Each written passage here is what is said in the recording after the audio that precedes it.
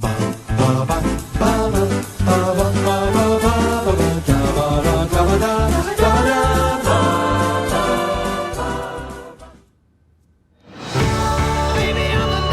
realized I didn't ever really come alive for myself. I was just feeding his aliveness. I'll never get to really be his parent again. He needs to know that I fought for him.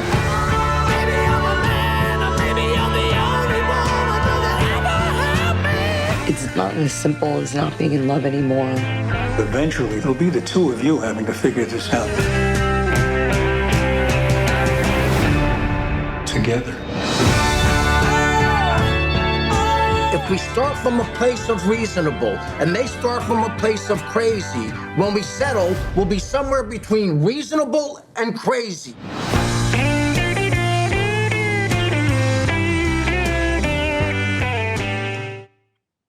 Hello, I'm Thomas Carruthers, and hello, I'm Thomas Carruthers, and today I have a special guest. Hello, Rhian. Can you please use my proper title? Newest CLW social media manager, Rhian Holmes. Oh, of course. Wait, is this the? Let me look at the schedule. Let me. We might be doing this in the future. This is in the by future. By which time I've quit. So you've been fired. No, this comes out. Oh, happy Christmas! It comes out the 23rd of. It comes out the 23rd of November next year. Good God, man! Nothing says Christmas like a painful divorce. Just a week after 45 years comes out. Oh my God! Do you want these people to kill themselves? It's so close to the holidays. It's Bridesmaids, then 45 years, then Marriage Story, then Christmas film as yet undecided in big bold capital letters. I'm trying to imagine a Venn diagram with 4 bubbles where they all intersect. It's called me. I am the intersection of Bridesmaids, 45 years, and Marriage Story.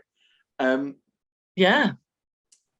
Marriage Story, where do we begin? What was the first time? Obviously, I've got a great story for the first time I saw Marriage Story. What was the first time you saw Marriage Story, Rhian? I don't remember the particular context my first watch, but I do remember one of our first meetings back in the glory days, where I was still laboring under the delusion that I could impress you with film knowledge. So we were at a party, a little bit merry, and I decided to do the entirety of Laura Dern's monologue for everyone. Well, who's good? At which point you stood up and just corrected me in true Charlie fashion. Did I correct? What did I correct you on? Everything. Was it the lines? Was it the the lines? It wasn't like my delivery. You weren't giving me notes. Did you say in this Catholic world? And I went, actually, it's Judeo-Christian whatever. That was it. That was it. Unbelievable. How do I remember the correct? Okay. 2019. We're going to talk. I'm going to bring Oscar Travesty back because we got rid of Oscar Travesty for a while because Travesty. Because we'd basically done every year. But how great was 2019? I don't want to get melancholic, but it was just before COVID. It was a great Oscar year. Put it this way, the film I didn't want to win won, and I still love that movie. That hasn't happened in a very, very, very long time. I'm completely happy with Parasite winning. Wouldn't have been my favorite. It wouldn't have been my choice, but just an incredible film. Anyway, we'll talk about that later. But 2019 was a great year. We'll have the debate later, I guess, in Oscar Travesty of who of the power couple won out when it comes to the best film of 2019. But my vote is firmly with Marriage Story. We're of course referring to the power couple of Noah Baumbach and Greta Gerwig slowly storming down. That still boggles my mind, honestly. Does it? Yeah, I don't know. They just seem like they exist in 2 separate worlds. But then, I mean, they've worked on stuff together. Yeah. So Have you watched Frances Ha or Greenberg? I have not. It's on my list. Frances Ha is great. Greenberg's great. That's it, isn't it? Yeah. And then Not This and White Noise, which we will have already seen and had a year of talking about. But a full year of talking about white noise. It's a dream. That is true. This is okay, right. So 2019, it was in Philadelphia, and I The was girls were pretty, the jazz was the year was 1942. No, it's 2019, and it was the Philadelphia Film Festival, Rhian. And so I saw advertised this motion picture called Marriage Story, and I love Noah Baumbach. I love all of his movies. I think Squid and the Whale is a masterpiece. I love My Witch Stories. I think it's absolutely hilarious. I love every single film he's made, and he's still not floundered yet. Who knows? Maybe White Noise is absolutely the worst film I've ever seen in my life, and all this looks embarrassing. But he still hasn't floundered. And I was like, oh, great. A Noah Baumbach movie. I'll see it on the big screen. And I knew the conceit of it being a divorce drama from the wonderful dueling trailers. Now, I don't know if you saw the original dueling trailers, but it was... dueling as in glittering or... bejeweled trailers. Fighting. The Last Duel. Who were you disappointed when you saw The Last Duel and found it to be a 2.5-hour medieval court drama rather than Adam Driver being fabulous? Yeah. Last Duel was great. Anyway, 2019. So I thought, oh, great. And the dueling trailers, and it was set to the Otis Redding version of I've Been Loving You for So Long. And then a woman singing it for the Nicole trailers, and it was dueling trailers, and it was great. And I thought, oh, this will be wonderful. And I was like, oh, okay, this will be fine. It'll be a bit sad. And then, of course, I went through clench yourself. I went through the significant breakup of my life thus far. Who knows? We're a year from now. Maybe there's been another. But one can only hope. Yeah. And I thought, oh, this, okay, so it'll be a bit more sad. This will be fine. Little did I know that in all the best ways and worst ways, no character has ever reflected me more in any way, shape, apart from the cheating. I'm fine with admitting that all of my worst traits are the bad things that she divorces him for. I can admit that. I'm fine. Apart from the cheating. Rhian, I feel like we're in a therapy session. It's true, isn't it? But it's obscene to what extent? And the irony is, and you know how when people get into relationships, they're like, I can't imagine myself in a life before them. I can't imagine you in a time before Marriage Story, before 2019. You met me at a very difficult place in my life. No, I met you after Philadelphia, effectively after the lady. I think in the podcast lore we have revealed her name because we did Nativity, where again Lauren and Will just railed into me for being Mr. Maddens and how sad I am and all that sort of thing. And we did reveal her name then. So go back and listen. And I think that's also where Lauren reveals where I used to live. Anyway, Lauren just get doxed. Yeah. Anyway, Lauren will be back in a week or so. She comes once a Christmas. Yes, it was absolutely baffling. I cried 4 times, hysterically crying in the middle of this lovely cinema.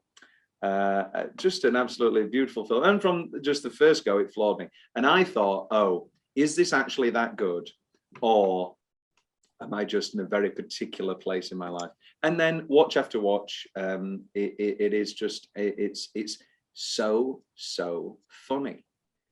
And yeah, this is my 3rd watch, I think, and I'd forgotten how many great little one-liners or almost like mumblecore dialogue there is. I'm like, that is brilliant. It's because you forget hilarious. Because of the harrowing undercurrent of it all. But it's so funny. It's more or less back and forth for the whole film, because we have very sad but touching opening. Then we have sad New York of good night, Charlie. And then oh God. Anyway, that was when I first went. I think in my initial review, I said something like, there's a scene where Charlie climbs an escalator with his son and says that he cried 4 times during the movie. Well, I cried 4 times during Marriage Story, blah, blah, blah. Anyway, because I did. But, and then, yeah, Sad New York. Then it's funny, serving papers. It's basically back and forth of hilarious extended screwball sequences. Well, he's talked about this a lot, is that his biggest influence was not your Kramer versus Kramer, was not your big sad divorce dramas. Obviously, Scenes from a Marriage, the Ingmar Bergman film, which has a nice little, not cameo, but the article. Easter egg reference, yeah. Which for no reason got remade with Jessica Chastain and Oscar Isaac in name only, and glasses and Oscar Isaac beard only. It was nothing like. It was just 10 episodes of sad. What was the SNL sketch? Sad white people divorcing or whatever. Sad middle-aged white people. Yes, I could not stop thinking about that when I watched this again. And but I think this is just it's so much better written. It's so much better acted. It's not just screaming and crying and all that sort of thing. The best thing I can relate it to, I know you haven't seen it, but you might have done. I know you haven't seen it, but it's Terms of Endearment, which is one of my all-time favorite films. And Terms of Endearment, well, you do know Terms of Endearment because I watched it with the girls on a Sunday, and poor Leanne was absolutely distraught because that eventually becomes a cancer movie, cancer drama. But it is absolutely hilarious up until that point. And as much as Terms of Endearment gets passed off as a cancer drama, Marriage Story, I think, gets passed off as an absolute sad divorce movie. Now, of course, Terms of Endearment is a cancer drama. And of course, Marriage Story is a divorce drama. But it is in the presentation of human life that they tremendously succeed as much as they I couldn't agree more. And I'm going to touch on my potential changes briefly, a bit controversial, because I mean, in the promo and like in the aftermath of this movie coming out, obviously the iconized scene was the climactic argument, punching the wall, and everyone looked at it and went, well, is this actually good? But you know, you don't see all the stuff that builds to it. I would posit that that's probably the weakest scene in the whole thing, or one of. Okay, that's a big hot take. It's a big old steaming take. Yeah. But I felt like, I mean, it wouldn't be as impactful without all the lead up anyway. But then all of the little gritty moments, I think, are what makes it up more. Well, it's like you know, watching When I Met Sally again, and how I'll Have What She's Having isn't actually that funny anymore, or anything like that, because it's not just every time you watch it, it's the whole world around it, and it's all that sort of thing. Or you know, Titanic. You know, everybody likes to talk about, you know, I don't know, you jump, everybody talks about I'm the king of the world. But that is, when you actually watch it again, it's like, okay. But for me, the saddest part is, you know, you jump, I jump, right? You're so stupid, Rose, you're so stupid. And, you know, it's those little things that aren't completely inundated, unless you know me as a friend, where I always say, you're so stupid, Rose. Yeah, I think it's a huge hot take. That I don't actually agree with. Obviously, I think it's a tremendous. That's not to say that I didn't enjoy that scene, and I think it's pivotal. It became a meme, and it's completely out of its control. I have another change, which isn't actually a change for the film, is theatre Twitter bullying Scarlett Johansson for you know, oh my God, she memorized 7 whole minutes of dialogue. Try being in a play. It's like, Scarlett Johansson has been shit in plays. She know what she. Maybe that's cruel. Maybe that's me to Scarlett Johansson. That's controversial. But she's, you know, she was shit in Cat on a Hot Tin Roof. She knows what it's like to memorize dialogue. Scarlett Johansson is not coming out and saying, "I had to learn 7 minutes. Look at me." It's just like, yeah. Also, I wasn't impressed with the fact that she learned it. I was impressed with the means of which she delivered it continuously and how it had like an arc to it. Like the actual act of memorizing it is not. I mean, yeah, that's one of my stretches.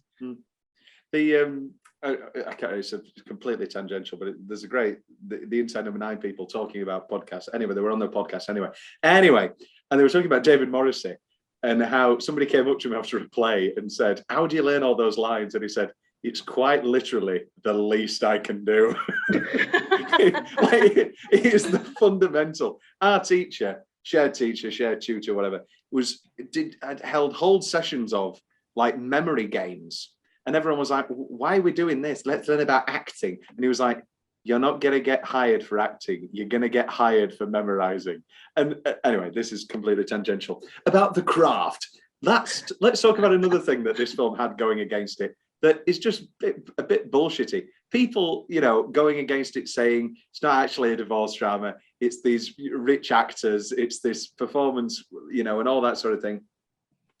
And, it's not Kramer versus Kramer or whatever, where they're a suburban couple or whatever. And then that leads on to the next picture we'll talk about. But it's Baumbach, and he's writing from his experience of divorcing Jennifer Jason Leigh, which we'll talk about in a minute. And in that, yes, why not make him a creative person? I do not begrudge.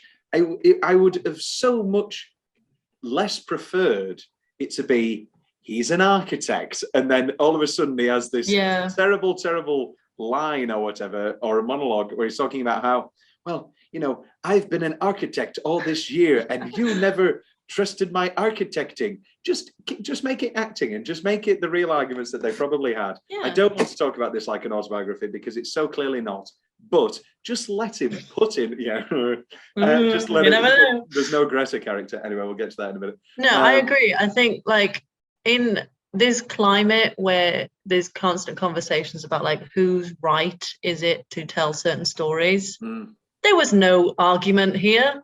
He has some right to at least like tell this from, a perspective that he knows about. Whether it's ethical to do it to this extent, like with his ex-wife, like being on the scene, I don't know, we can get into it. But in terms of like, he knows this is his forte, this is his world. I had no issue with them being like creatives, wealthy. It made him more interesting. Yeah, it makes it, yeah. And also, which leads us on to the next bit, which is, this whole conversation, an extended conversation around how the film is unbalanced, and how Noah Baumbach is the guy who got divorced, or blah blah blah. And so eventually, as much as he tries to balance out the film, without a doubt, his biases come through. His narrative voice definitely comes through towards the end. But I think it's a really clever way of doing it, where it's almost like the focus kind of shifts, or the bias shifts from hers to his. I don't know if you've watched The Separation. Is that the Iranian film? It is best foreign language film. First foreign language film ever. No, best foreign language film, 2012, I think.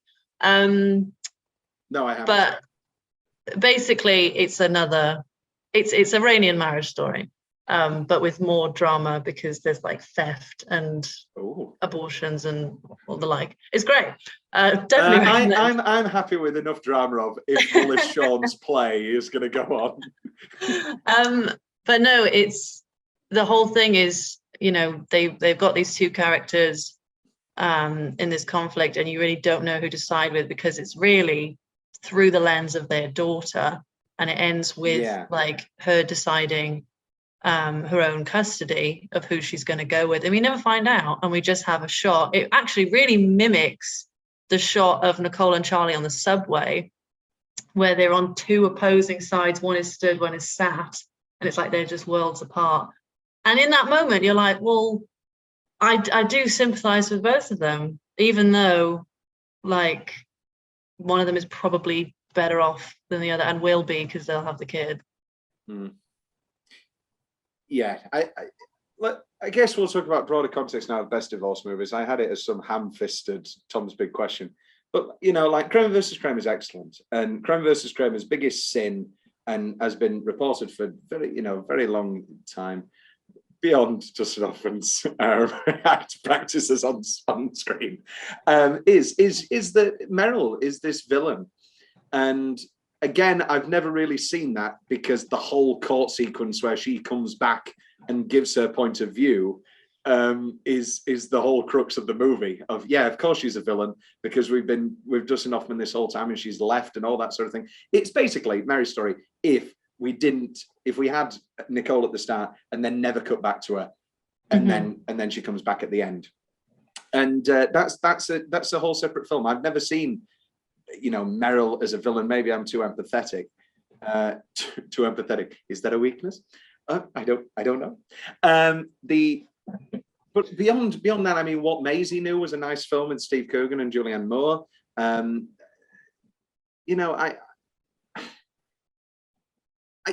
Let's get dark. I've not got divorced parents, and divorce has never been a part of my family life. And that's another huge factor, I think, in coming to this film. I listen to a lot of podcasts on the Ringer Network, and they proudly, in many ways, declare themselves as a COD pod. With everybody, when they talked about Marriage Story, they were like, "Well, I'm also a child of divorce," and all that sort of thing. And that's a whole other element to it. And I was amazed watching it this time of how little Henry's actually gets to do. I remember a lot of people saying he's good, and he is good. He's good in it, but he doesn't really get anything to do. He's a younger shitty kid. Yeah, and I mean, I quite liked that, because I feel like we didn't need, for this particular film, we didn't need the kind of precocious child crying over like mum and dad. I think we needed it from the perspective of them, like, he's being really difficult right now, but I'm not gonna express that, because I'm trying to be the best parent I can be, whether that's for his well-being directly or because there's an evaluator in the room, or whatever that may be, aka Euphoria drug cartel. Incredible. So versatile. So bizarre to watch it again. Just thinking, oh, don't trust her. What's in that room? What do you keep in your room? Anyway, let's not do a Euphoria tangent. Will we have watched all of Euphoria Series 3 by this time? 2024, I believe. Oh, okay. So we won't have been impugned yet by that. But we've got plenty of time to do seasons 1 and 2 on the show. Yeah, that would be a big. All right, okay. Maybe I'll see what I can do. Let's talk about Marriage Story. Funnily enough, 2 quotes. Baumbach on the title. In a sense, a divorce. I thought I could make a film where, in a sense, a divorce could reflect a marriage. It's a very provocative title, Marriage Story. This is not about divorce, blah, blah, blah, blah, blah. Very obvious. We're learning about all that sort of thing. And I think in 7 minutes, let's talk about this now, because we're about to move into best 7-minute stretch. It's one of the most beautifully made, well-crafted, well-written, beautifully composed. We'll talk about Randy in a minute. I think it's one of the finest openings I've seen in a very, very, very long time. Absolutely, yeah. It's just absolutely phenomenal. And I think every film of 2019, that's bold. No, not every film, but all of those great films of 2019, Irishman, this, Once Upon a Time in Hollywood, Parasite, even Jojo Rabbit to an extent, Knives Out even, all of these great opening sequences that set a tone, set the stage, and then you go from there. By the time that you realize what it is, and I don't mean in the sense of realize what it is as a mediation exercise, like once you're a minute in and you realize that, or even once you're 3 minutes in and then it switches and you realize that you're now going to see the other 3 minutes. It's so beautifully conceived, and in 7 minutes manages to convey a whole marriage. And I reread a script I wrote, in my melancholic, and all that sort of thing. And my biggest thing was, because he was basically me as a surrogate. It's the first time I've really written me as a surrogate. And the biggest problem with it is that he's a huge dick, and he's not likable in any way, shape, or form. And the biggest thing is, because we come in my screenplay, which I am relating to my story, we come in at the breakup. And so, of course, he's a huge dick because you have no idea what he's talking about. And he's controlling and he's an arsehole because you have no idea what they've lost. This is the most beautiful 7 minutes to convey everything in such a short span of time. It's the absolute perfect way the film could open. Yeah, I couldn't change anything about it if I tried. I think it's beautifully crafted. And yeah, like the things always, like the little things always stick with me, like when she sees the petitioner for animal rights. She's like, I signed up, I didn't hear from you guys. Yeah. Hey, you look like you care about animals. Yes, I do. You know what it is? And again, therapy. But my ex said something once in a letter, and she put, I love how you get excited about stupid little things, like watching a film for the first time with me, or when we go... Backhanded. I love how you get excited about stupid things. So don't look at it like that. But like, and it was like, she said, I love how you get excited when we plan that we're going to go out have fish and chips or something. And that's what it is. It's those little things. Is that a real therapy exercise? Do you think you based that on a real therapy thing? Because it's very, very specific. I mean, I would imagine it is used. I'm not sure about divorce mediation. Because I don't know. I feel like I like the premise, I like the setup, but I'm like, in real life, would that be a thing? It feels more like it should be they're trying out couples therapy. And it's like, I want to remind you of what you're fighting for here. And then it leaves with Scarlett going, no, this isn't going to work. But then I think it kind of needed to be over already, like once it begins, But is it over? It's not over for Charlie. I wrote so Alan Alda, Noah managed to make a movie about divorce into a love story. And it's beautiful and it is a love story. I think all of this talk, though, about it being more so about a marriage and being more so about a love story is a crock of shit. It's at the end of the day. I don't know.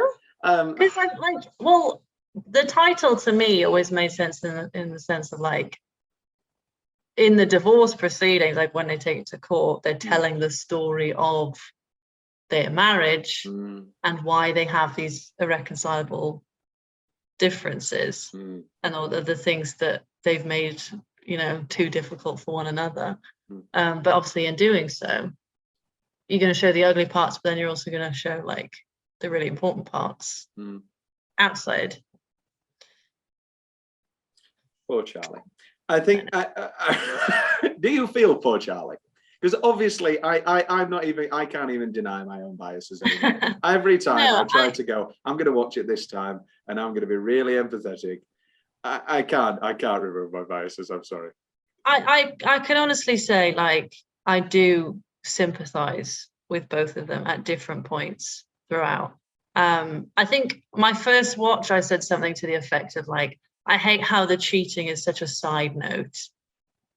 Like he's clearly swept that under the rug, like on purpose. But then I rewatched it and I thought, well, no, they hadn't been sleeping together for a year. Huh? They hadn't been sleeping together for a year. Yeah, no. I when I rewatched it, because it's more of a reveal, like it's suspicion, and then she finds the emails, and then it becomes a whole thing. So it does actually get its moment in the sun, as it were. But then it would be unfair to pin all of like the blame on him as the person who cheated when clearly there were issues before. Like he says, I was already sleeping on the couch at that point, not condoning it at all. But no, I'm not. But he was sleeping on the couch for a year, and at the end of the day, that was a symptom. That was something else because it was reactionary. Yeah, she had already instigated this divorce, and imagine sleeping on the couch for a year. I don't want to break that down. Is that accurate? He says that. He said, he says you stopped having sex with me in the last year. Oh yes, But and I've that conflated doesn't two mean that things. they were sleep. God, the damage it do to your back if you're sleeping on the couch for a year. Yeah, but even then, that lack of intimate to lay with somebody for a year. I mean, I did a month. Sorry, I did 2-3 months of it, and it was absolutely miserable. And then suddenly, after a year, anyway, I don't need to condone it. But yeah, hashtag, I'm Ray Liotta. I will be defending Charlie this. Let's talk about this before we actually get into the body of the film. I've done a lot of talking about these things. So yes, based in large part on Noah Baumbach's own experiences when he and Jennifer Jason Leigh divorced in 2013. Now, according to Baumbach, Jennifer Jason Leigh read the script and has seen the film and likes it. Okay. I mean, Very that's a bold feat. comment. Like, yeah. If that's true, that's impressive. Which leads me to believe that it is bits here and there. That it's bits here and there that are true, not the whole thing. I mean, she was an actress and met him while she was on Broadway. Is that true? And then yes, and then they obviously started she's from a sex movie with Fast Times at Ridgemont High. They work together. So like I can see where that fits in, and the way that they kind of twist that as well. But obviously that it's not indicative of his actual feelings or Charlie's actual feelings in the movie. When they kind of discredit her for that. But I can't imagine that could have been easy to watch in places. I think they were always going to attribute it in part to themselves, even if the actual content wasn't meant to be a direct reflection of their lives. Such is life. Such is life. Such is life. Like horoscopes. What was she doing? What have you done your research? What was she in on Broadway? I skimmed. Because I have another comment here, which is about our dear Greta. Married at the same time, Baumbach's then wife Jennifer Jason Leigh gave birth to their pair's first child, a son named Roma, on the heels of Greenberg's release in 2010. Shortly after they split, signing on the dotted line after 5 years of marriage. According to the New Yorker, Gerwig had no effect on the breakup. Baumbach and Gerwig firmly placed the start of their romance at a point after the separation. Well, when you say it like that, it doesn't sound real, does it? Yeah. Firmly placed the beginning of the. Firmly placed. Well, we love it. She was. They met in 2001. She was starring on Broadway in a play called Proof. She was in Proof. Yeah. Oh. Got married in 2005. Filed for divorce after 5 years, and the divorce was finalized after 3 additional years. 3 years of divorcing. Grueling stuff. So, okay, so yeah, so 3 years definitely is with Greta. Yeah, because so Leigh filed for divorce. Yeah. In November 2010. He met Greta Gerwig on set of Greenberg, Greenberg, which was released early 2010. Yeah, and Jennifer Jason Leigh's in Greenberg with scenes of Greta Gerwig. Oh. I mean, as someone in the theatre, I know all about love triangles and Have you ever had a showmance? I've never had a showmance. Oh, I've had several, darling. Several? Oh, I've never had the joys of a show. I guess it's joys, isn't it? I guess you'd say joys. I've never had a showmance. Anyway, such is life. We head back in. Let's begin this. So box office rundown. So it cost 18 million. Official box office 2.3 US million. But then it's this whole Netflix bullshit. You know, are these real numbers? Blah blah blah blah blah. So Netflix, do you think? Final tangent. Do you think Netflix is now going to take their foot off the gas when it comes to big budget auteur films now that they've lost the streaming race? It was very clear to me that they were making The Irishman, they were making Power of the Dog, they were making this in the goal of becoming the first streamer to win Best Picture. Coda does that the year before last year with, Apple TV does that with Coda. That's an other conversation. Won't be an episode, I assure you of that. But do you think they will now take the gas off and just make more red notices? I do worry that is where it's going, because there's been a lot of kind of outrage about a lot of streaming sites just kind of taking down older titles or series that they don't think are going to be popular in the long run. But it's like someone compared it to cutting down a tree after the first harvest. Like you think, oh, I've reaped all of the profit I could possibly get from this particular show or movie, and then they'll get rid of it. And it's like Netflix now in particular is notorious for having titles that, like, they'll suggest it but it won't be there. It's like, we know which one you're looking for, but we don't have it. You know what I'm going to show you, Rhian? What are you going to show me? Oh, the answer to this. Oh, Buy a Blu-ray. Look at my beautiful Marriage Story Blu-ray. Comes with a booklet. from your stack. Comes with a booklet. I've shown you this before. Because Stop trying to make Blu-ray happen, okay? It's not going to happen. What's that from? Mean Girls. Yes. What's obviously they don't say Blu-ray. What do they say? Yeah, they do. I've shown you this. I've shown you this before because you know what it comes with. The letters. Oh, actually, no, that is actually quite cute. And Daddy, Daddy, can we read something? Yes, we're going to reenact. If you take this. You Daddy, take this one. why am I called Henry?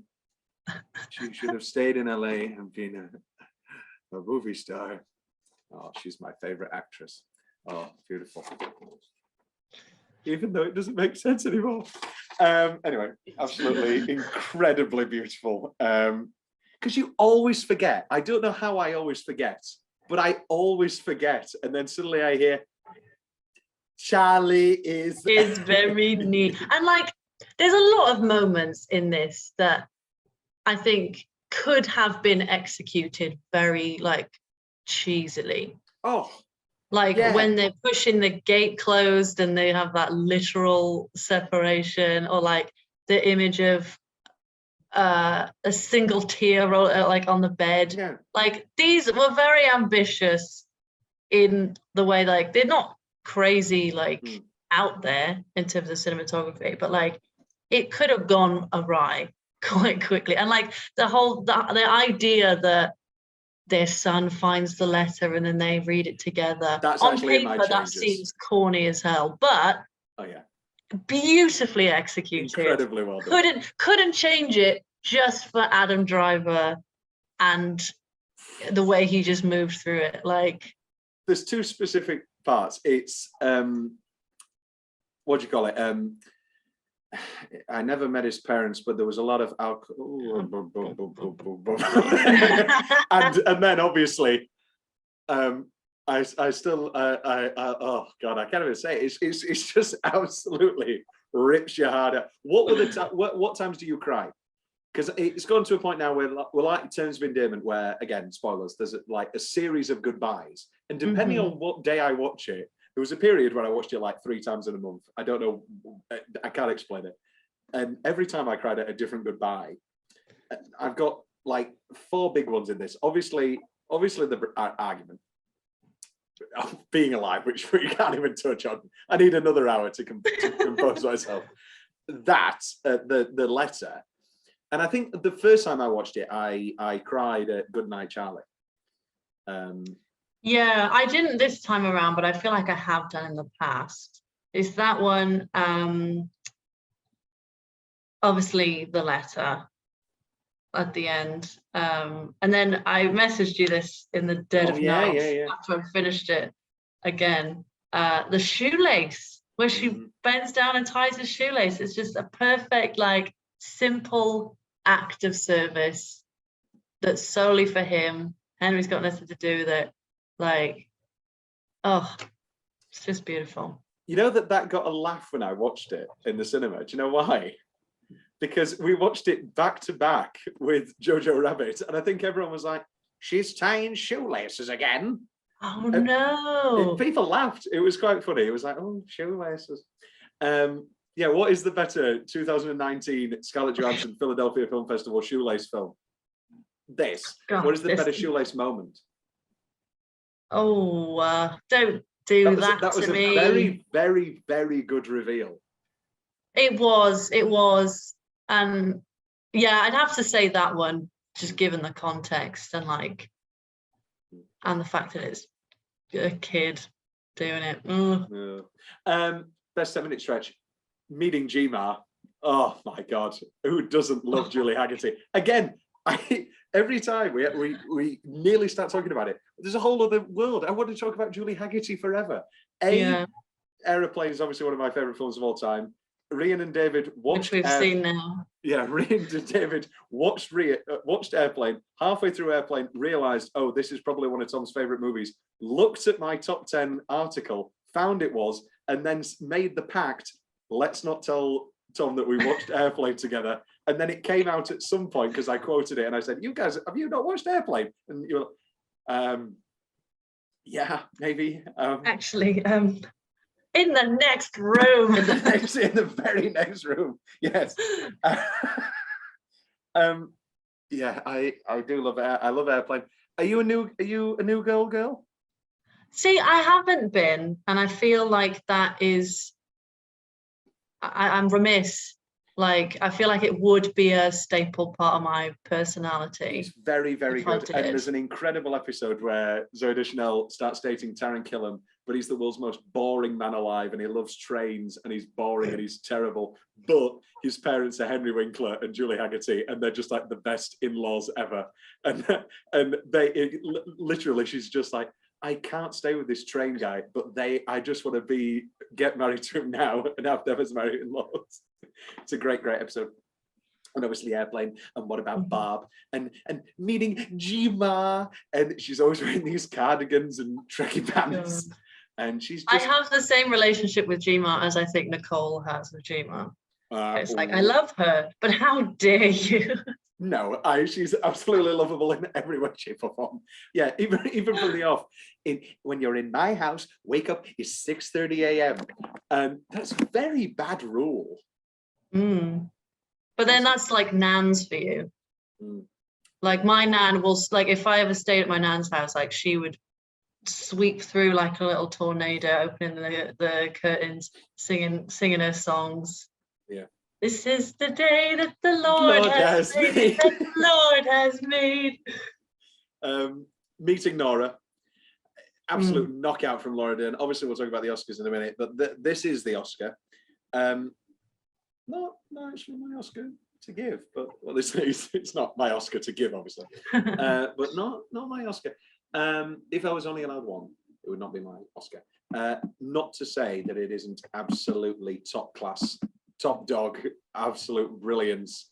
I feel like Laura Dern is your favorite part of this movie, and I won't begrudge you that. See, this is another developmental moment for me. Oh, I think she was at a time, and then I rewatched it, and I was like, it's brilliantly done. Like her character, Laura Dern, she understood the assignment, and she did that to the best, of her ability. But yeah, the character herself, she's just sickly. You don't like it? In a brilliant way, but then it's just that moment at the end where she's like, I couldn't have him say he got 50-50 bragging to all his friends. You won. And it's like, she didn't actually have Nicole's best interests at heart. And it does hurt. It does hurt. So context again, I'm blowing my fun facts, but that's fine. So this character is loosely based on Los Angeles celebrity attorney Laura Wassler. Now, Laura Wassler, you may know, because she represented Laura Dern's in her divorce, Scarlett Johansson in her divorvorce, and Noah Baumbach in his divorce. So they all knew this woman. They all knew this woman. It's a bit like have you seen True Romance yet? Mm-mm. True Romance is great, and there's a character in it about this movie producer, and he's this coked out crazy movie producer, and the actor didn't, and Tony Scott hates the real life guy who it's based on, and said, and that he did a take, and then he said, God, that's exactly like Joel would do it. That's brilliant. And then the actor went, Joel, who's Joel? And I feel like they're all united in this clear love of this woman. Or is it a love? Or is it, it's like, Ray Liotta's very effacing about it. And he says, at the end of all this, you're going to hate me and Ted because of what we represent in your life. And I think that separates Jay's character, who's very workmanlike. This all sounds sexist. And Nora, who's more friendly and wants to be and then will then end up your friend coming to family gatherings. But then it's like at their core, they are the same. Oh yeah, they both love John Legend. Yeah, I think it almost, with that knowledge, it almost feels kind of like a caricature of whoever this is. But like, again, I think in an affectionate kind of way. One of my lines was going to be when they're arguing in the courthouse, and Ray Liotta says, like, you can't have it both ways. And she's like, why not? Really, why not? Really, why not? Yeah. Nora, you can't call him you can't call his theatre a ramshackle dump when you want to argue custody. I don't know why my Ray Liotta is just Al Pacino. Rest in peace, Ray Liotta. Absolutely incredible in this film. Never talked about. People talk about Alan Alda before they talk about Ray Liotta in this, and that sounds like I'm shitting on Alan Alda, who's wonderful as Bert. Ray Liotta's absolutely brilliant. Anyway. So yeah, I've also got Serving the Papers, the extended comedic sequence there with this screwball comedy element, but it just becomes an absolute farce for 10 minutes with Merritt Weaver and Julie Haggerty and ScarJo. Merritt Weaver and Scarlett and Julie Haggerty, obviously two people with tremendous comedic chops, and it just becomes this wonderful farce. And it's like a great like family dynamic from the jump. Like, you know exactly who these people are, and like when she has the line about you're blotting the envelope, maybe Nicole should play you, and she's like, really? Did she just say that to me? Because she's clearly like the bad actress of the family and always has been made to think so. The second child, know, I was never good at auditions. It's because you wanted it too much. And it's just phenomenal. It's just incredibly well observed. Great. Ending, of course, with, oh, I want a cup of tea. Oh, Mrs. Oh, what is this? What is this? It's a manila envelope, love. From the north of England, of course, representation is important. Of course.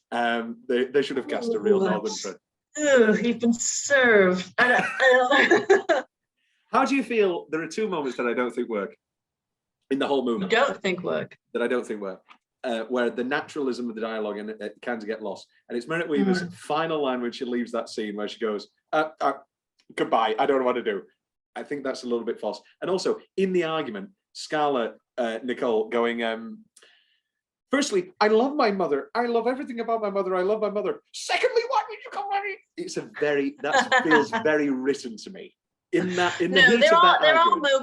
are moments that feel very written, namely that whole argument. And you really hate this argument. I don't hate it. I think you can tell that it's not natural, and that's okay, because it is like heightened. It is performative, like conflict, and I'm okay with it not feeling entirely natural. And I wouldn't want them to just like improvise yelling at each other, because I feel like they had really important things to say, but the kind of order of things didn't feel entirely like spontaneous. Same with Nicole's like 7-minute stretch. I loved it and I followed along to the end and it had that payoff, but it's almost like the kind of intervals and every like, so yeah, we were doing this. Like, I feel like that was all written to the letter, and so it might not have been the most natural for her to like do that. It's one of those things, and maybe it's the acting less than the writing.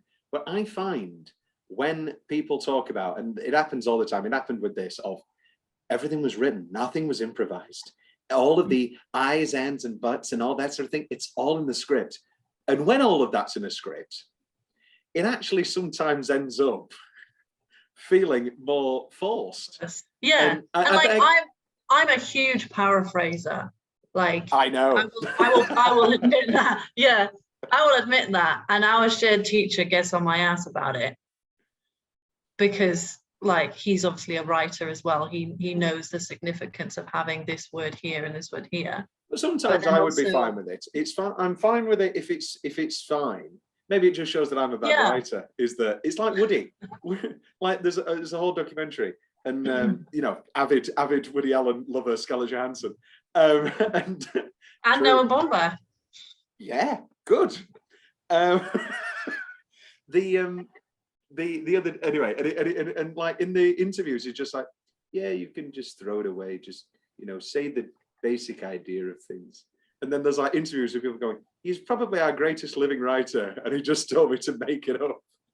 But you know, like it is a good strategy.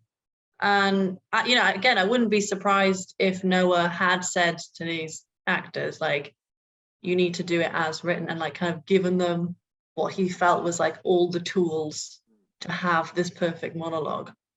But yeah, there were moments where it kind of fell short for that reason. But I don't know, goodbye. I liked that personally. I thought that was natural. It is good. I like Meredith Weaver. If the Thomas Carruthers Awards were around in 2019, this would have been a stacked marriage story category. I would have probably given nomination to Meredith Weaver.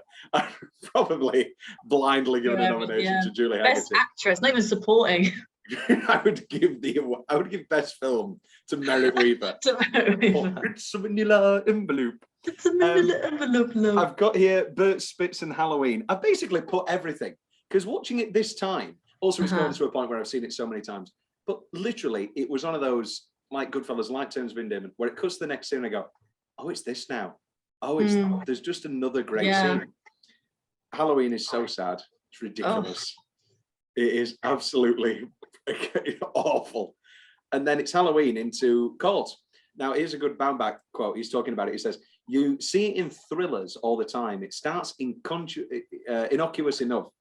And then he's on about the little things that suddenly become this huge part of the legal defenses. Like, he's like, and I think comparing it to thrillers is so brilliant. Like, the car didn't start. Oh, get it fixed next week or whatever. And then suddenly in the finale, oh my God, the car won't start, or something like that. And you know, the dropped. You know, I used to go to school in Chicago. Oh my God, she killed half her class in Chicago. And it's those little things, and it's just beautifully delivered to make this. Yeah, it's one of those things that like it makes your stomach drop almost, because it's like, I can't believe that's come up. And it's like the dramatic irony of, well, we know that it wasn't anything heinous at the time, and they know. Now it's going to be, and they know, but it's going to be twisted to paint them both as bad people and bad parents. He also relates it to murder movies, saying, I like this person, but what if they're the killer? And that's also a nice way to look at it. Yeah, I do. I like that.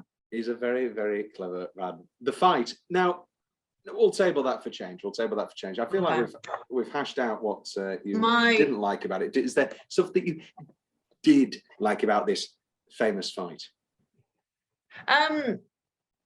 I like how it progresses, like how it starts off as really amiable. They're going to sit down, like, and the great, like, kind of subtextual things of like, they're just going through the motions, talking about like teacher conferences and stuff. He's like, well, I've been busy fixing your fucking mess, you know, like.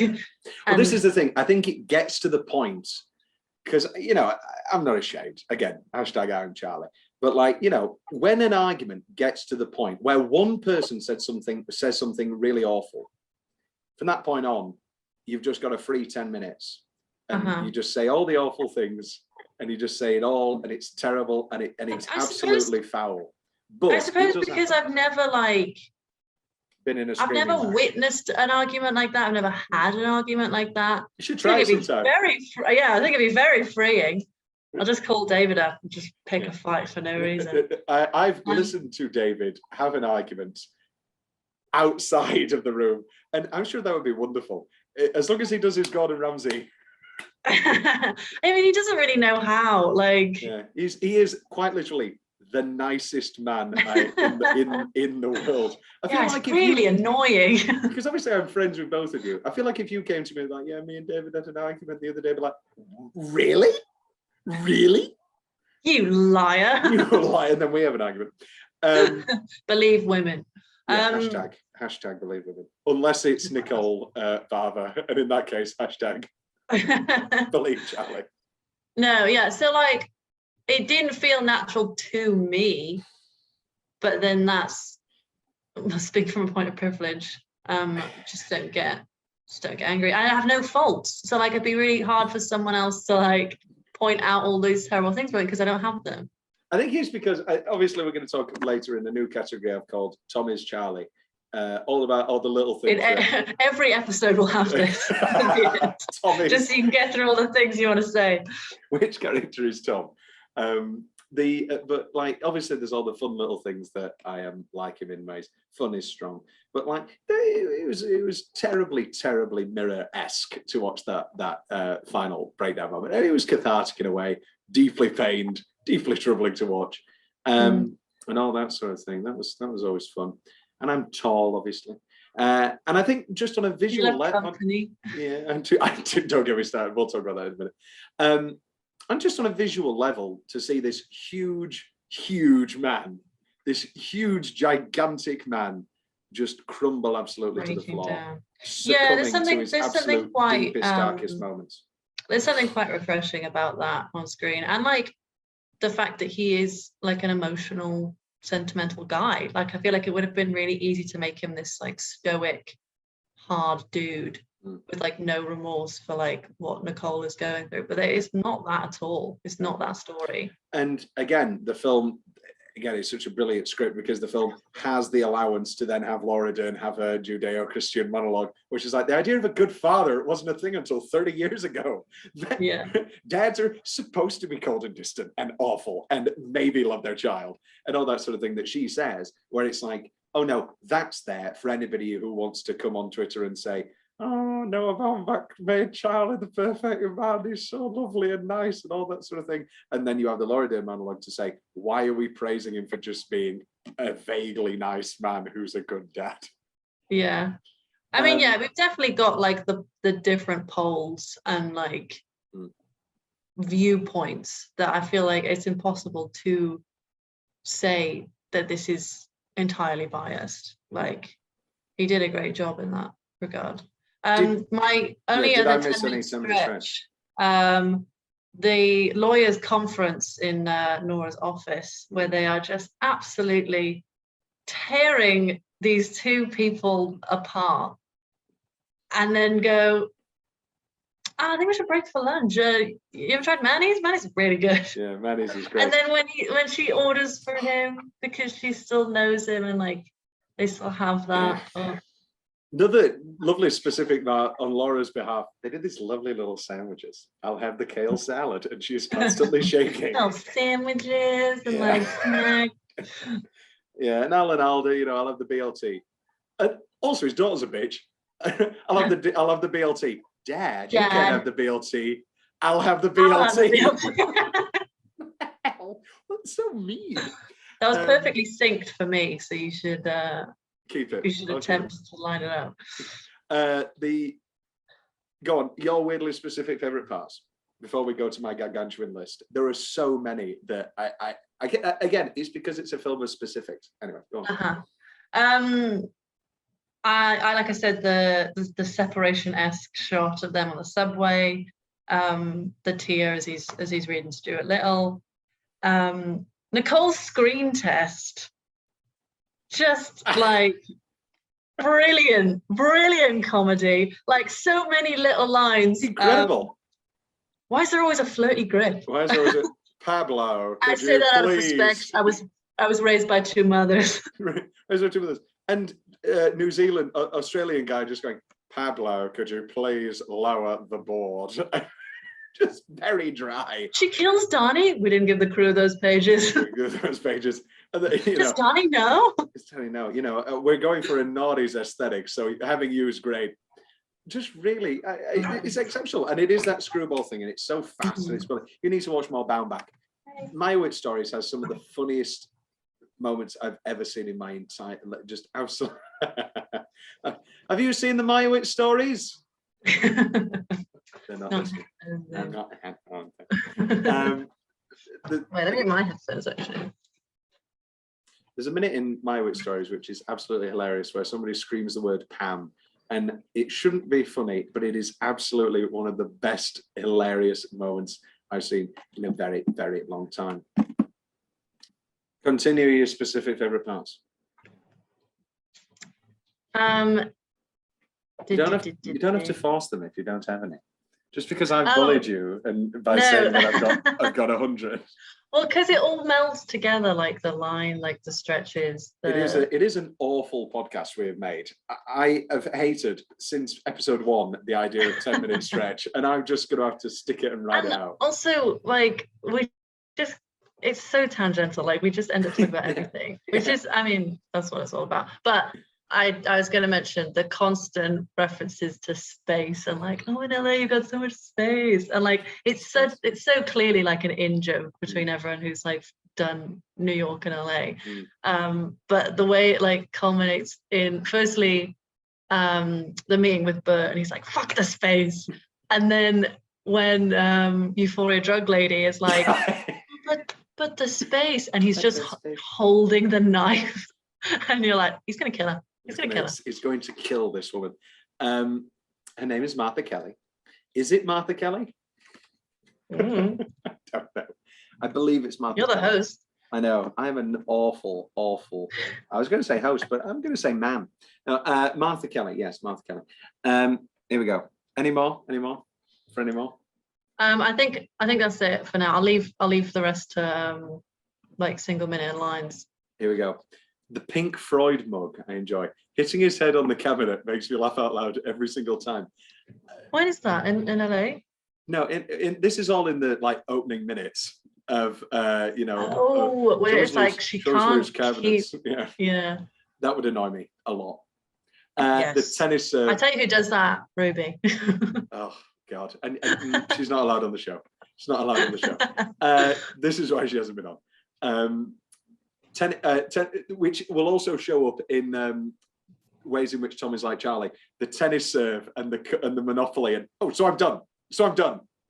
And the tennis serve of God damn it, Charlie, get it together. So frustrated. I don't ever watch TV, so I don't know. Pan to the TV.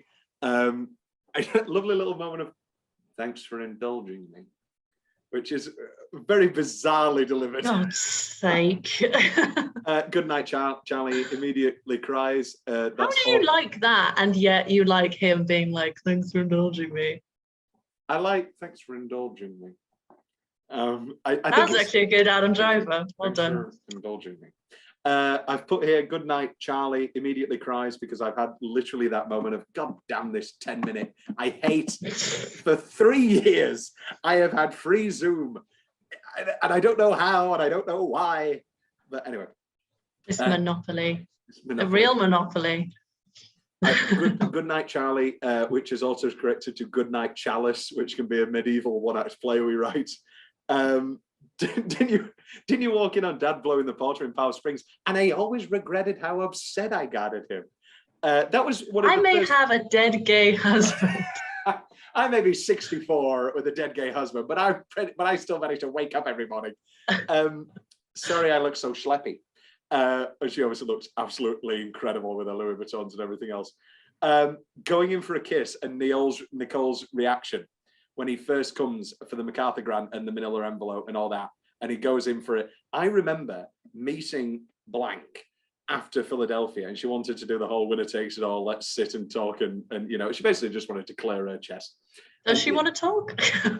I don't want to talk. She basically just wanted to make herself feel better and clarify that it wasn't cheating. It was only, it was 2 weeks after.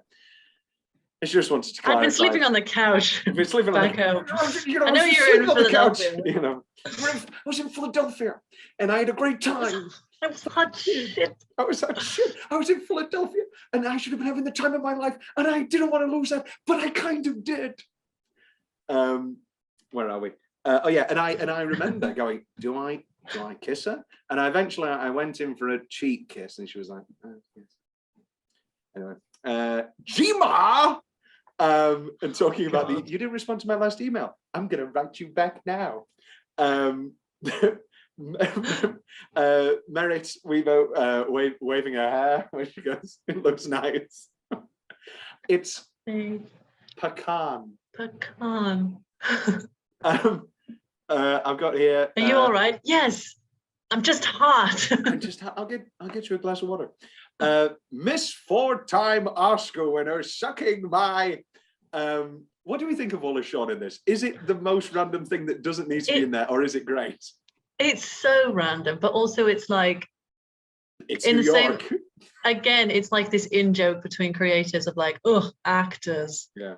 Like, even though they are all actors, like there's always a line in every kind of play or like something where it's like actors are the bane of everyone's existence. Well, like he's having this horrendous phone call and the guy's like, I don't want to tuck my shirt in. Yeah, I don't want to tuck my shirt. Fuck as many people as you can, men, women. Take what I said seriously. Well, I mean, the greatest insult I think I've ever heard in a play is in Closer, and it's it's the surgeon character, whatever, and he goes and he's talking to the writer, and he goes, "You fucking writer," which I've always enjoyed.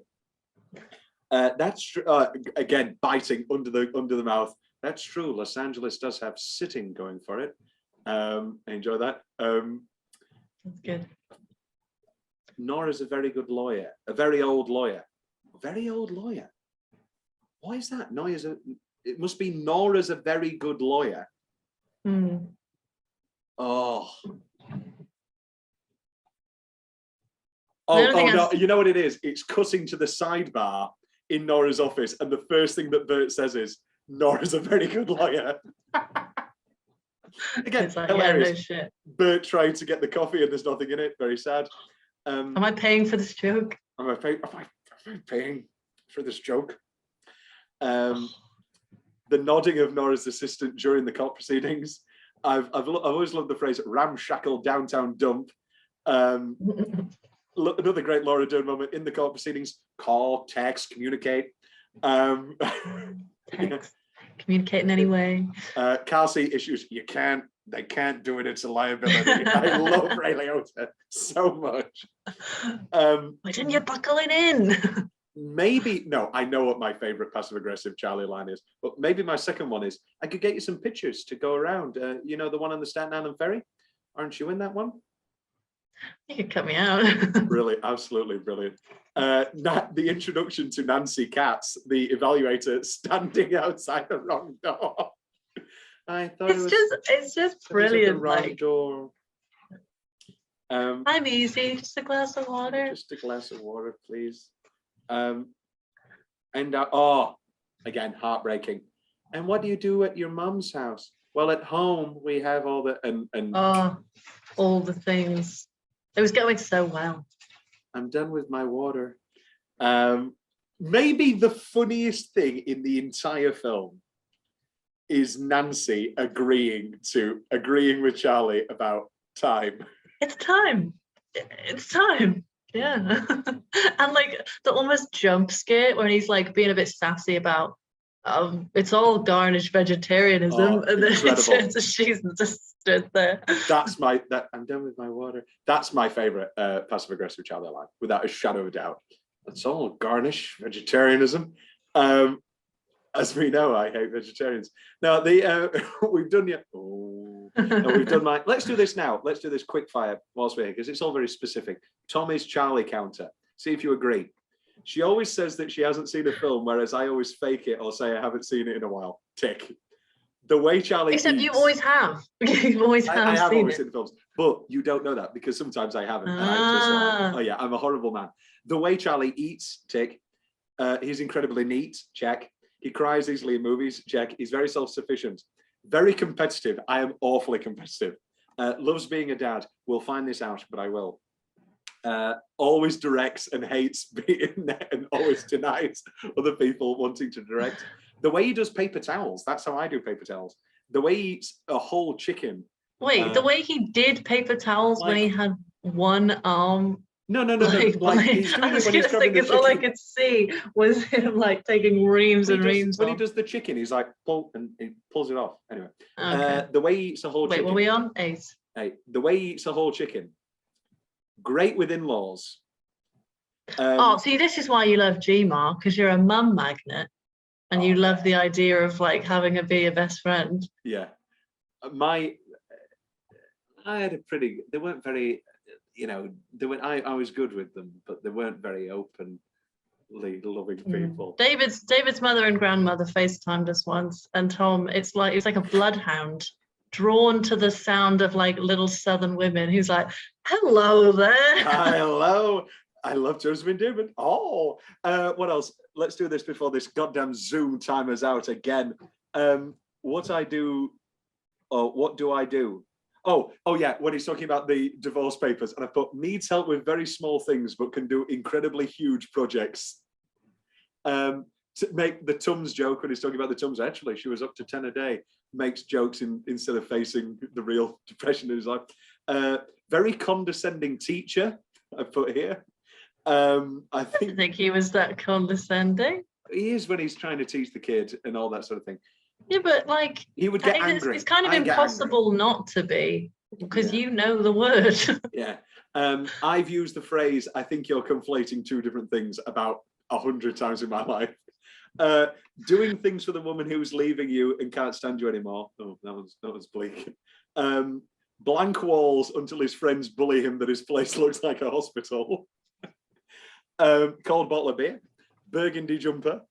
Sorry, we're getting granular now. Cold bottle of... You don't have a monopoly on beer and jumpers. Monopoly. I love Monopoly. The stubborn, speaking of, you remember I said this to you at the beginning? I've done that before. Woman who wants to leave, immediately having sex, then getting into a relationship again, even though she wanted to leave one. That one's dark, but true. Disdain for vegetarianism. You look like a guy who really cares about animals. Nope. I'm sorry, this is also self-pitying and boring. I think I said that to you yesterday. Final letter from her at the exact same sentiment. That's dark again. And then being alive, which we'll talk about in after another break when we talk about music in the film. 21. 21. That's pretty good. So after we've just clarified what we already knew, that there has never been a role more directly written for me. What's next? Let's talk about Oscar travesty then. So, so it gets a lot of nominations. Let me get the exact nominations. 6 nominations. It ties with Parasite and Little Women and Jojo Rabbit. Wins... Little Women. Right, let's talk about Little Women. That was a good, yeah. Yeah, Little Women. So Parasite wins. Mm-hmm. No, it's incredible, blah, blah, blah. You know, it's very, very good, blah, blah, blah. I thought you said at the beginning you wouldn't have given it away. All right, fine. I want a full split. I want everybody to be happy. I want The Irishman to win Best Picture. I want Tarantino to win Best Director. I want Baumbach to win Best Screenplay. Okay. That's where my theory ends. Little Women, Best Costume. Best Costume. Did it win Best Costumes? Little Women won. It did win Best Costume. Yay! Yay! Bombshell won Best Makeup and Hairstyling. Jesus Christ! Did you ever watch Bombshell? Don't. I did not. Don't. Bad movie. Best Original Score went to Joker. No. Give it to Randy. No, I do agree with that actually. Like, just because of like the level of iconography that it's reached now. Like, again, kind of been memed, but like it's good enough on its own to like withstand that ridicule. Yeah, I'll give you that. What about? Oh, that felt very like Charlie Brown-esque. I don't know if that was It's like very a childlike. Randy yeah. Newman's I don't know if style that is was very like childlike. a deliberate thing.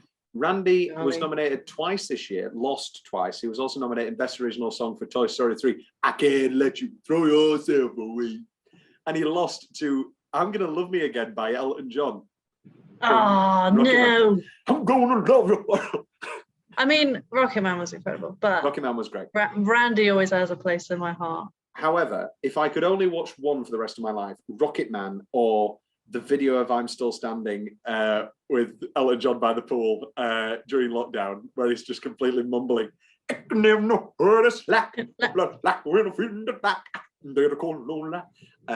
would, yeah. Anyway, it's fine because it'll have been out by now. I lost on Eggheads. One of the questions I got right was who played Elton John. I know the question you got. I knew the question you got wrong. Yeah, I know. Everybody does. Because it's the easiest question in the world, apparently. Everybody knows it. At least it wasn't Maya Jama question. No, but Maya Jama and goddamn Gail Platt will haunt me for the rest of my life. Gail Platt. She's the most No, it wasn't even. well-known- No, it wasn't even the Platt that. family, wasn't it? It was James Platt or something. Jason Platt. Yeah. Anyway. Yeah, it's Jason. Yeah. Who? Anyway. Yeah. Pushed Gail down the stairs, no less. God for her. These However, are the facts. if the question was, what is the second thing on Charlie's list in Marriage Story? I'd have known that. What else do we want to talk about Oscars wise? Are we ready to have the conversation yet that Adam Driver was the best performance of the year and far best than Joaquin Phoenix? Oh. I'm ready. I'm Are we as a nation ready? Joaquin would have been my third choice. I think it's Leo's best performance ever, second to Wolf of Wall Street. No, I think Rick Dalton's better. I think Leo is so funny, truthful, brilliant as Rick. I think Adam Driver is absolute. It's like, I've said this for years. Ryan Gosling in First Man is one of the best performances we've had in the past 10 years, but nobody wants to talk about it because he doesn't have a big scene where he goes, I'm going to fly to the moon and show the world that we're going to fly to the moon. He's a very, very quiet man, grieving, and he's just very meticulous. I guess the real question, going back to that original one, is what is more difficult to do as an actor? Is it to do the big What Driver's doing? End of your wits, like I'm gonna kill Marie. everybody. I don't want to undermine. Here's another joke, Marie. Yeah. What do you get? I don't want to undermine, Joaquin's great work, but in my experience, I mean, everybody can do different things better. My experience. I mean, they're both slow burns, and they do both culminate in like a big screaming match kind of thing. I mean, Joker's more one-sided, but like they both exhibit kind of the beginnings of like stress and conflict and stuff. I guess with Joaquin, it's less like overt because of this almost like learning difficulty like that he exhibits. I don't know if that was like if he's just meant to be kind of antisocial or whether it's like a developmental thing. Yeah. I just got that sense from it, Yeah. Which again is quite difficult. But then I don't know. Like I do agree. Like it's one of Adam Driver's best performances, and ideally you want to make everyone happy. We made everybody happy with Best Supporting Actor with Brad Pitt. That's fine. That's happy. Even though I would have probably given it to Pacino for Irishman. But anyway. Best Actress, I'm going to stick with Renee for Judy over Scarlett. I'm sorry, Scarlett. Sorry, Scarlett. No, I agree with that. I agree. That was very, very good. But you don't agree with that because in actuality, I'm guessing you wouldn't have gone for Renee or Scarlett. You'd have gone for Saoirse Ronan for Little Women. No, actually, I'm going to stick to my guns because I think I loved Little Women and I would probably rewatch it more than I would watch Judy. And I mean, Saoirse Ronan is just like a tour de force. Like she's consistently good with whatever she does. She is. And like that scene is iconic. But again, I think Renee had a harder job because she was, I mean, it's a biopic for one. And also it's like the unseen moments from like a very harrowing life. And she did it, and she, you know, and it was truthful and it was beautiful and she sang and it was great and it was wonderful. We love Renee. This is a Renee fan podcast. I know what you won't agree with. I'm guessing that at the end of the day, you don't actually agree with Laura Dern for Best Supporting Actress because you would rather give it to Miss Flo for Little Women. Because I think I would probably give it to Miss Flo because I think, like for me, the big thing is like the original Little Women, Winona Ryder or whatever, they have two people playing Amy, don't they? If I remember rightly. I didn't know that, because that's what I was going to say. Like the most astounding thing to me was showing that development, like that character arc. Like she's the best grown up. I have the best feed in the family. The best in the family. I Laura... made a TikTok once of that sound, and every clip was me crying in different locations. 2019 was not a good year for everyone. No, TikTok.com, yeah. So obviously Laura does win. Immediately Diane Ladd starts crying. It's beautiful. Colin Jost does a lovely pat on the back first, Colin Johnson. And then, you know, she goes to Noah. Big milk boy, Colin. Sorry. To Noah, his vision, his magic. Thank you, Noah, for your words and your friendship, art, and life with you and Greta. And then she goes, the majestic Adam. And then nobody else gets a adjective. Everybody else can eat majestic. Shit. The majestic Adam. Everybody else is like, everybody else is average. I guess the thing I said about biopics being harder to portray, I guess that's why Laura Dern got Best Supporting Actress, because she was portraying a real woman. She was portraying Miss at the time. Exactly. Yeah. Did you see it, the 2020? And then Greta and Noah both start crying, and it's very, very sweet. So soundtrack corner. So this is Randy Newman, who obviously is one of the key figures in my musical life. I love him in every way, shape, or form. He's written some of the most beautiful songs ever written. Is on top of that one of the great composers of our time, and this is just another beautiful, beautiful score, and so much different from what he's done before in many ways. I mean, I think that certain scenes would have been heightened with the inclusion of short people. But that's just one girl's opinion. If this movie ended with "I Love LA," I love the space. It was right there. It was right there. It was. I'm actually annoyed they didn't use that. Do do do do do do do do do do. Look at that red hair. Oh, it's great. I love Randy. I love LA. I love everything about Randy Newman. Do you have a favorite Randy Newman score? Oh, I mean, top of my head, Toy Story 1. Toy Story 1. Because you've got flying, sailing. I will go no sailing no more. Strange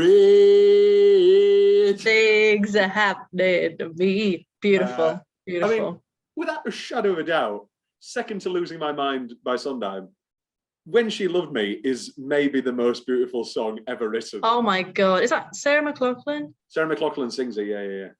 Oh, that was a staple of my childhood. Yeah. Do you remember moving out? I was, not by Billy Joel. I was moving, me and David got shafted by our landlords. Anyway, we had to move stuff into your house for like a week. And I was just like humming When She Loved Me or something. I can't remember what line it was. And then you and Ruby were both stood there. And I think it was Ruby who went, are you singing? And then you went, though the years went by, I will sing. It's just phenomenal. My top perfectly understood. My top four sad songs are Losing My Mind, Winner Takes It All, When She Loved Me.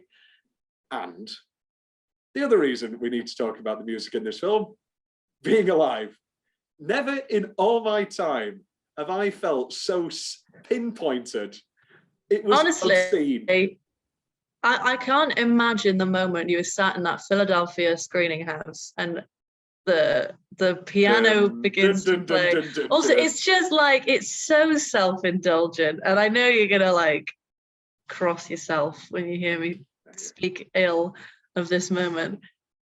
It's just so, it's clearly so like self-referential and like, oh, I'm gonna put because I like it and it matches the character, and like, but it works. Don't get me wrong, it completely works. Performance. It's not an architect, because Steve had this exact same problem. He said, so what, we're going to give all this praise to Noah Baumbach even though the film lands as well as it does by using the Sondheim song. But I mean, how many creatives do you if it know? ain't broke.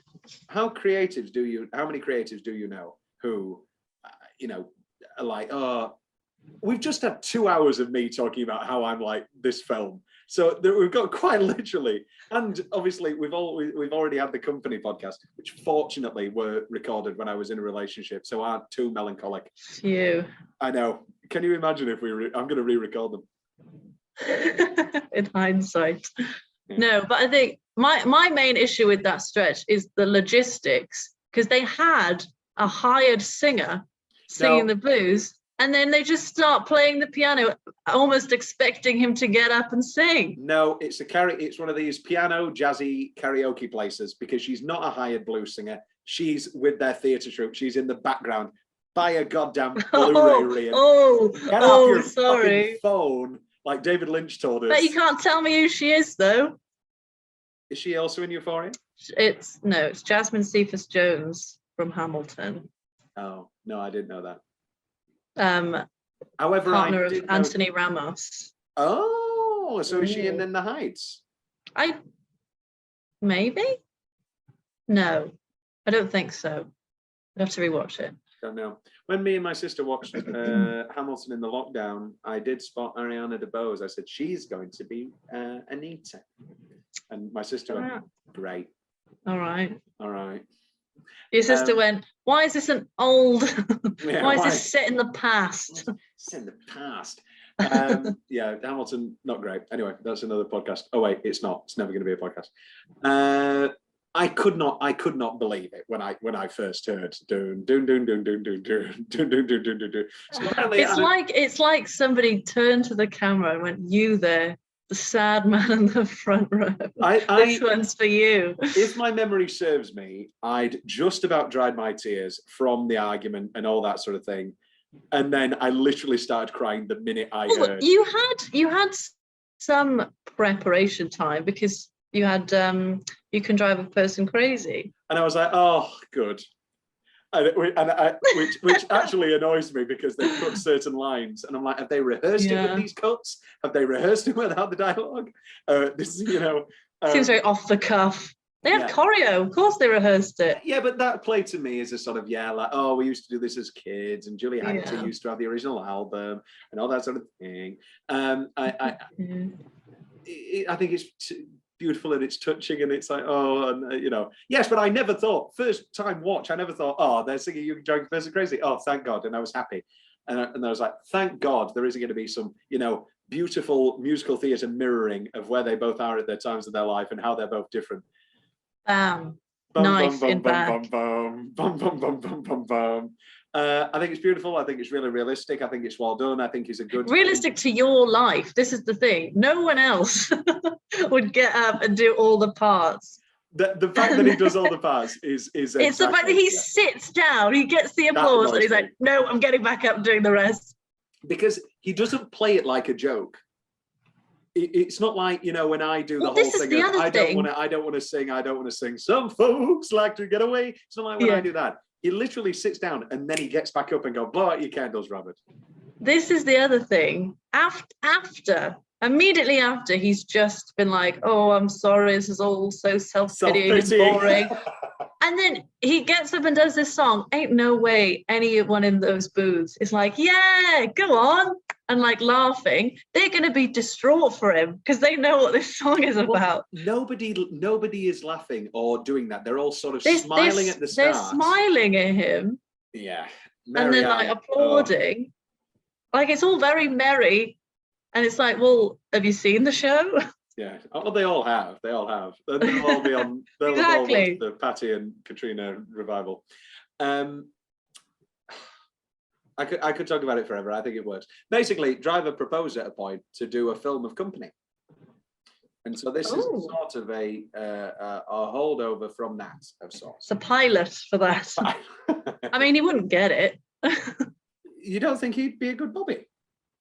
Like acting wise, but like, I mean, his voice isn't really strong enough. We'll tell that to Adrian Lester in the Don Mar Warehouse. Tell that to anybody in the Sam Mendes Don Mar Warehouse production. You won't have listened to this yet because it's not out, but listen to me and Will railing. Well, you listen to the Sondheim episodes because that's all, you know that sort of thing. Yeah, sure. Wonderfully truthful. Guest favorite building or set in honor of Will. I've put the sad LA apartment and just how bare it is. Yeah. Very sad. Best single minute. I've got here the mediation letters. I'll read mine. I like what I wrote. I've got the the makeup test. Can you lower the board, please, Pablo? Yeah. Meeting Jane Marotta.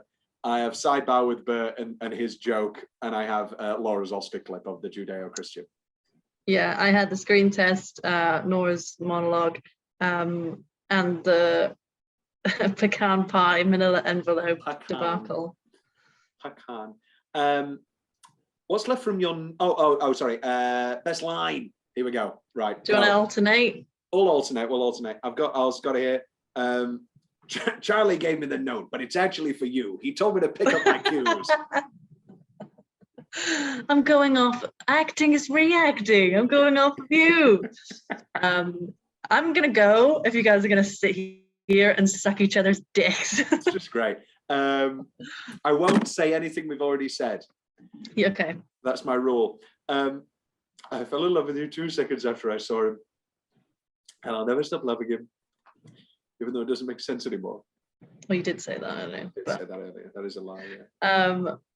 After she says, I think he slept with the costume designer. That fucking asshole. Which leads me on to, you shouldn't be upset that I fucked her. You should be upset that I had a laugh with her. How do you feel about that? That's a very British phrase that I've never heard an American say. I've never heard an American say that. Because also, in RA, just the principle of it, I did not care for it. Yeah, but it is true. Anyway, but because in RA, the movie where the mockumentary comedy the mockumentary, feature film, the feature mockumentary, I say the phrase in a southern accent, "You're having a go at me." I say, "You're all having a go at me." And I've always thought, oh, that sounds so weird. And I get the exact same thing with Adam Driver in this real motion picture saying, yeah. I had a laugh with her.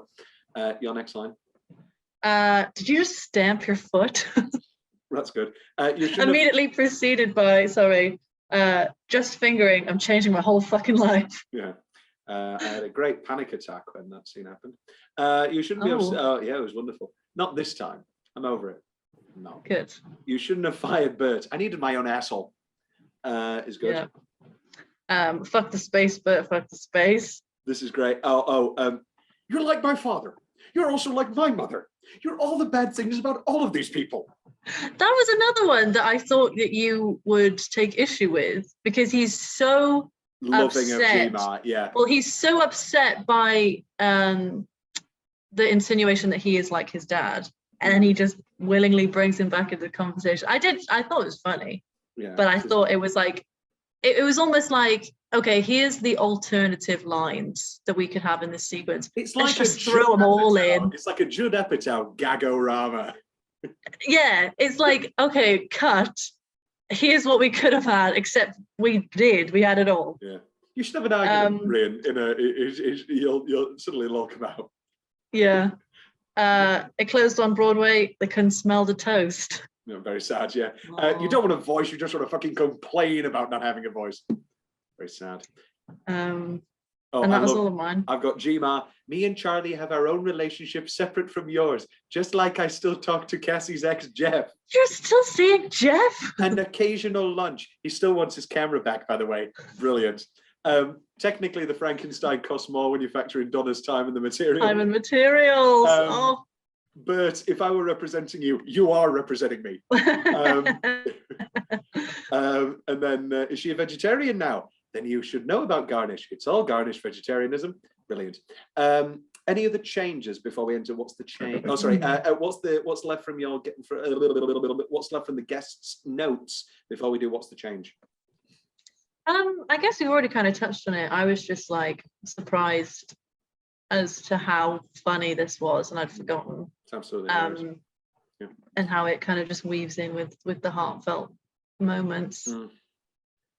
There's very little that I would change. Oh, sorry, you go on. No, I was just going to say 2 other G-Ma moments. Hang in there, Charlie Bird. Thanks, G-Ma. And John Lennon glasses. The fact that she is like hiding in the adjacent room to listen to their conversation, and then she's like, hang in there.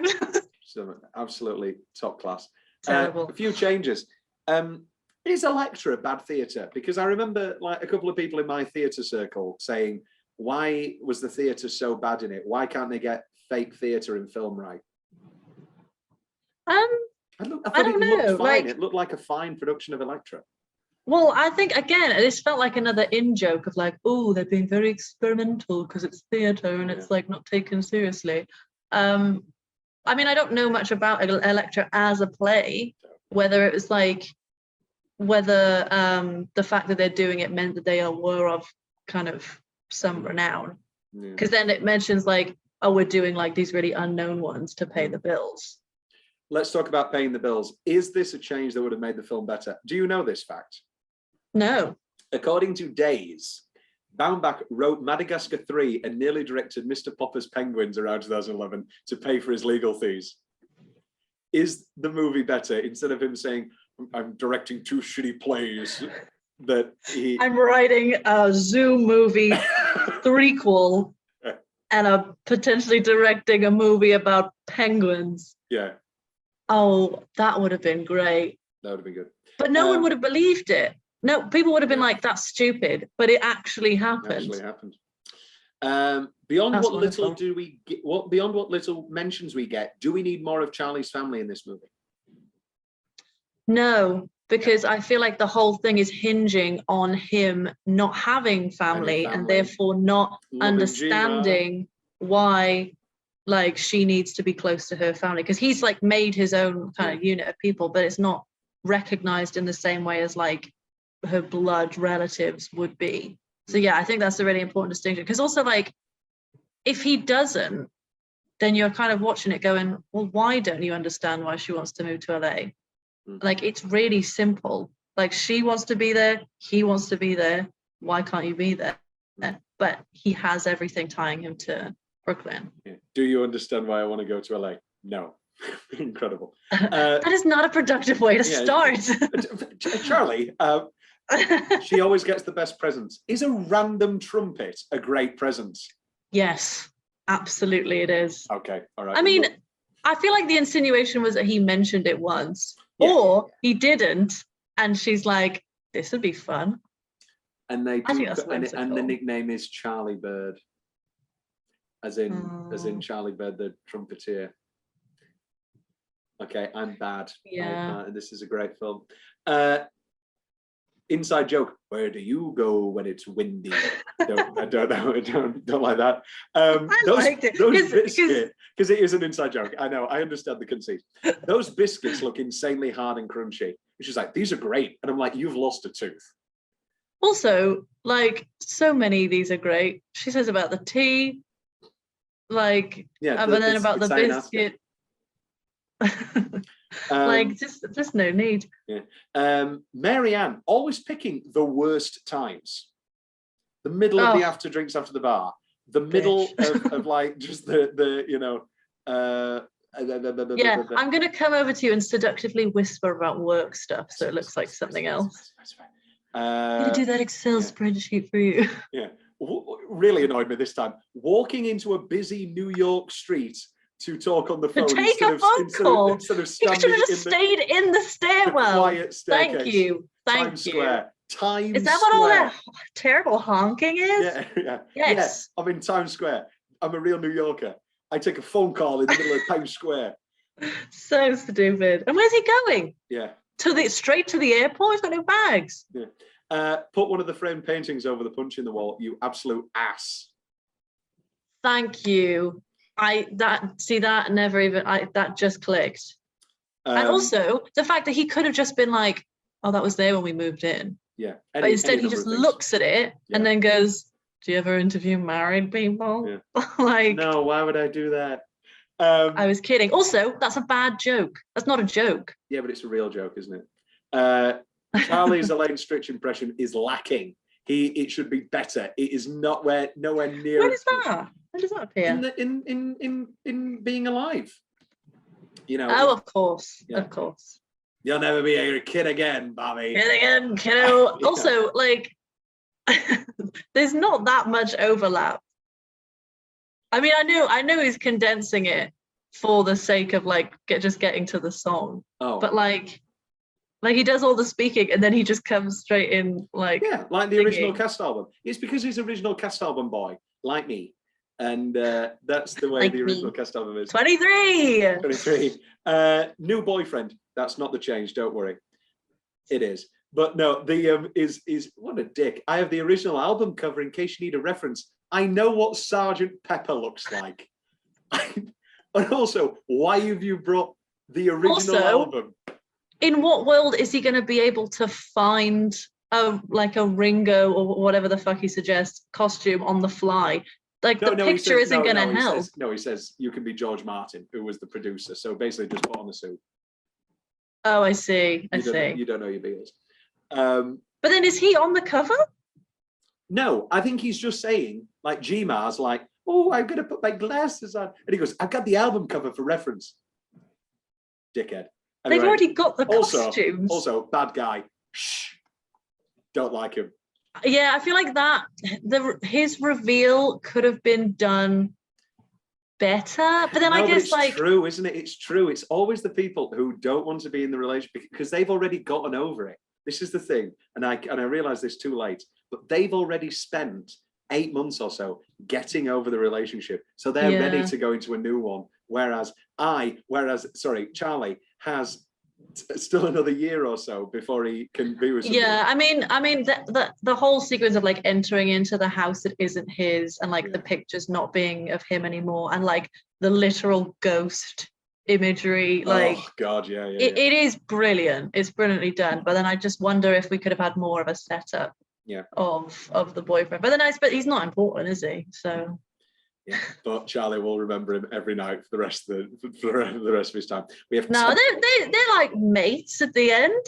He's like, I'll send you that article. We need to add the throwaway line. We're nearly done unpacking all the New York stuff. Henry's helping, and I don't even need to get. Oh no, Henry's helping because it is bullshit that he has found the letter. I don't want to ruin everything, but why the hell isn't the throwaway line of we've nearly unpacked everything from New York? Henry's helping. Oh, you wanted to add that in, you mean? Yeah, I want to add that line. I mean, it's I know. I'd probably moan if it was in. I'd be like, we don't need it. It's bitty, yeah. All of these are bitty. I think this is a perfect film. I just talked about also, how kids just bad. Yeah, kids just like rummage through shit anyway. So like, I didn't even make the connection between like the packing, but I believed that he would just find something and start reading it. Yeah.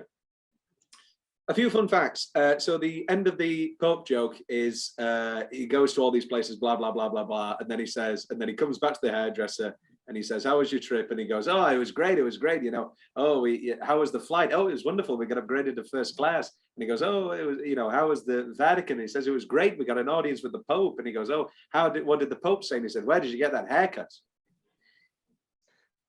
a great joke. So wait, how did that relate to what they were actually talking about? I have no idea. It's one of those classic things where it doesn't make any sense. I love people telling jokes in movies. With no end. With no end. Oh, all right.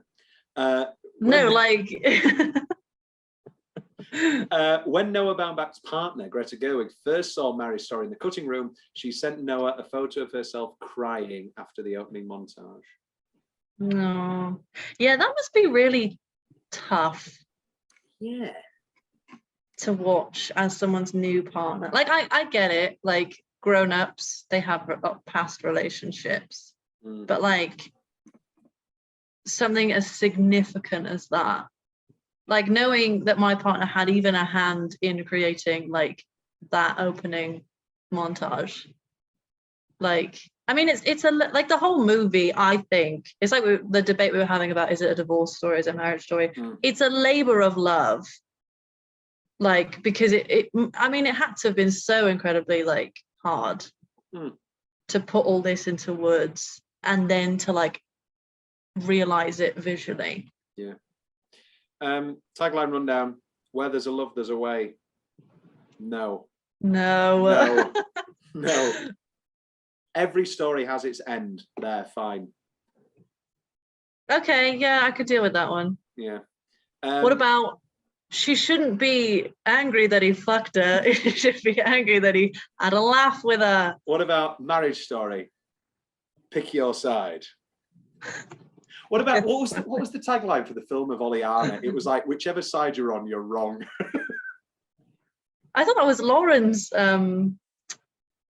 Did Lauren not make that up? I fully gave her credit Lauren for that. did not make up whatever side you're on, you're wrong. Lauren rang me and I told her all of this shit about Oleana. It's all coming out now. It must have been a quote then, but I fully went along with the idea that she made up. That was the tagline for the motion picture. What great conclusion to that presentation. No, that was, and then she should have gone, as the humble critic Thomas Carruthers said. Thomas, what do you think about framing kids' art? I think it's bullshit. Yeah, no, it would have been. Well, this is the thing. I know he's doing it. I'm talking about. He wouldn't have done it otherwise. Yeah. It'd be on the fridge for a week. Like the great Family Guy joke. I wrote a song too. Oh, wonderful, Ringo. We're going to put it on the fridge. Put it on the fridge. This is a quote from Baumbach, and this is how we'll end because we've got 5 minutes because Zoom's trying to screw me over. I felt like I wanted you to know that they were both going to be okay. That is not the takeaway I get from the end of this film. Maybe it's because I'm still miserable, but come on. I mean, she is absolutely top class, and she's great, and he is rock bottom still. At a push, I would say, yeah, okay, things are on the up. I mean, the fact that he's invited to Halloween, like he's making an effort, and she realizes that, like, they're amicable, the family's amicable. Because there was a time where she was like, you know, my sister and her husband aren't going to speak to you, and like you thought it was going to be like that forever. And so it's like it's a step in some kind of direction. I think the operative word in that quote is going to be. Like, they're not okay now. She might be, but like, it's great. She's got a movie. Things will be okay. He's lost everything. The moral of the story is he's lost absolutely everything. I mean, he lost his one chance at Broadway. He just decided to be less precious about where his career was going to be based, and like, so it's like Bert said, which at the time was like gut wrenching, like, oh, maybe Henry will do college in the city on the East Coast. Yeah. But like logistically, that could work. Like, he's only got to stay in LA for like 10 years and then he can do what he wants. Bert's the wise old man, but he's the worst lawyer in the world, and that's why he's an incredible character. Yeah. Everybody's an incredible character. It's a perfect film. Rhian, this has been Marriage Story. I don't know what I'm thinking we have just enough time before I head back out on the seas. I want to do Notes on a Scandal because it just came on Disney Plus, and I love Notes on a Scandal. And then I think I'm going to let you pick. So we'll do a one for me, one for you. All right. That'll work out. In the meantime, have a lovely Merry Christmas, Rhian. Merry Christmas, Tom, and to all a good night. Oh, Christmas! I love Christmas. What Christmas movie? What Christmas movie do you want to do? Oh, God! What haven't you done? Is them all? We've done a lot. Eyes Wide Shut. I haven't done Eyes Wide Shut yet. Die Hard. What if we do Eyes Wide Shut as our first Christmas movie, and that is 3 weeks back to back of depressing marriage issues movies? It's a good I'll get back to you on that. Get back to or we can throw it out to the audience. Comment down below which Christmas movie you want to see. It will have already been fully recorded because I'm going to be in the middle of the ocean, so I have to record these things ways ahead of advance. Thank you, social media manager, Monsieur Maestro. You're welcome. Anytime. Anytime. Marriage Story. Say something. How do we? Whatever side you're on, you're wrong. Just like Lauren told us. Da ba da ba da ba da.